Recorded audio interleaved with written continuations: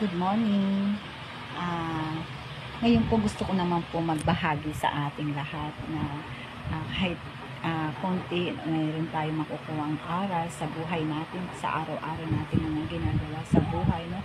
Ako po ang maibabahagi ko sa inyo yung karanasan ko kung sa mga trabaho, mga karanasan sa trabaho, sa mga kaibigan, no? Sa family. Iisa lang po ang masasabi ko, no? Magtiwala lang tayo sa ating mga ginagawa upang lahat ng mga bagay ay ating matatagumpayan ang anumang pagsubok sa buhay. Kasi po ako, naranasan ko nga po yan, no, na sa trabaho, sa business, no, hindi pwedeng wala kang marireceive na problema dyan.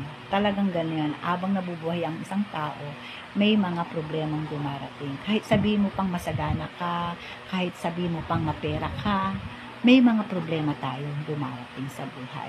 Pero dahil mapalad tayong mga anak ng Diyos, kahit dumating man yan, mga kabigatan yan, mga problema sa buhay, hindi tayo nawawala ng pag-asa. Hanggat tayo ay binibigyan ng lakas ng Panginoon, hanggat tayo binibigyan ng hinga, yung binibigyan tayo ng buhay, at tayo ay may lakas, may gumagalaw sa ating kinatatayuan, huwag tayo sumuko.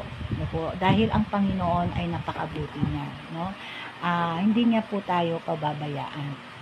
Ako po, naniniwala talaga ako doon kasi minsan tinutugon ng Panginoon ang ating panalangin kung ito ay kalooban niya, no po?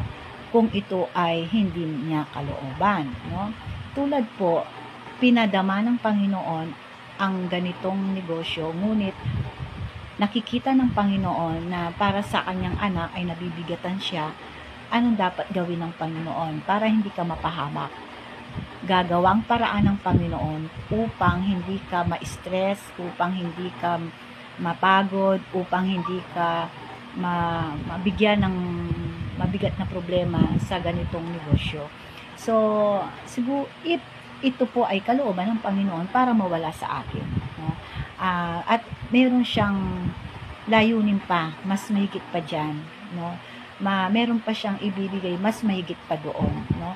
Naniniwala po ako, ang Panginoon ay hindi natutulog sa kanyang anak. No?